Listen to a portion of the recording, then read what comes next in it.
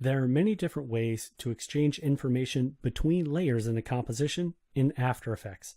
And in this tutorial, we're going to focus on how to exchange transparency data between the layers. The easiest way to understand this is to actually explore channels.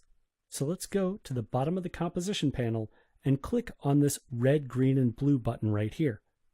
This is the channel drop-down menu, and it gives you the ability to look at each individual channel that's required to create the image that we're looking at right now.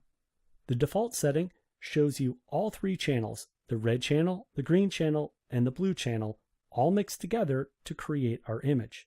But there's actually a fourth channel. This is called the alpha channel, and it determines transparency of an image. Let's go down and enable the alpha channel. Now we'll see a representation of transparency in black and white. Whatever's 100% white is 100% opaque. Anything that's 100% black is 100% transparent. Let's go ahead and select layer 6 in the timeline and press T to open its opacity settings. Let's change the opacity down to a setting of 50, and now you can see we have 50% gray pixels. Now let's work on building our project. Go back to the channel dropdown and make sure RGB is enabled. Let's also click on the background layer in the composition panel and drag it over to the left, making sure to cover the entire background left to right, top to bottom. Go back down to the opacity settings for layer 6 and bring the opacity up to 100%. Now let's create some animation. In the timeline, enable the visibility for layer 5. Then press the spacebar on your keyboard to play back.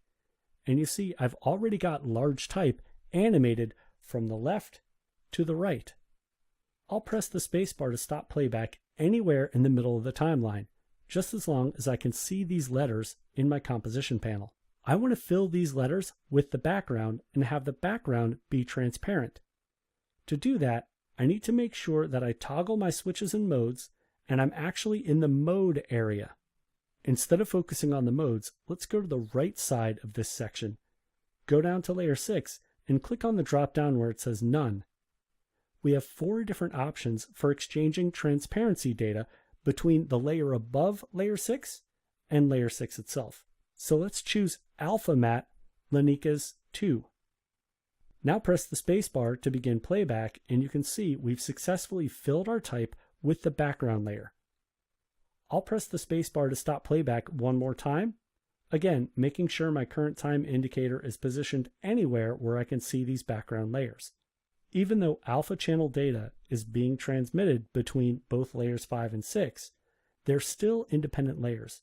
So if I want to blur the background a little bit, I can just select layer 6 and then go up under the Effect menu, Blur and Sharpen, and choose Fast Box Blur. In the Effect Controls panel, just click and drag on the blur radius to increase the blur. And I'll set mine to a rather modest 7. Now we can press the spacebar one more time, and you can see our animation. We've successfully pulled the transparency data from layer 5 and applied it to layer 6 using a track matte. So images are made up of a red, a green, and a blue channel. And those channels blend together to create the image that you're looking at. But there's also a fourth channel, the alpha channel, that determines the transparency.